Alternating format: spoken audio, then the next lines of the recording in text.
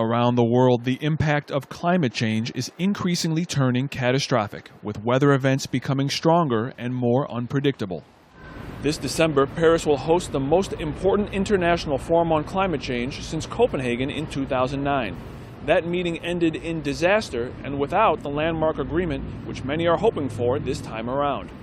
A year full of events, discussion, and preparation leading up to the Paris Climate Conference has officially kicked off. Weather presenters and meteorologists from around the world gathered to declare themselves the front line in informing the public about the necessity of demanding major decisions on climate change.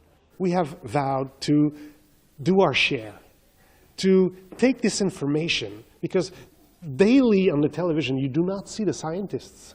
But daily on the television, you will see your weather presenters. So if your weather presenter becomes your voice for climate change fight, more people hear it, more people see it, more people would change their mind. Countless data has proven that radical and coordinated policies are needed to limit the release of carbon dioxide and methane into the atmosphere. But will areas like the US, the EU, and China finally agree to binding rules? Regardless, many caution that blaming high-level politicians and avoiding personal responsibility is simply unacceptable.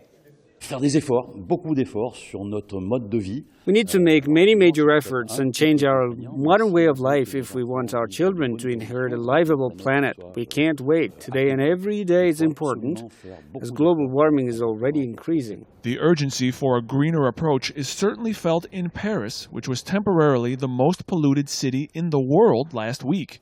Odds are that people around the world are increasingly having their own environmental horror stories to share.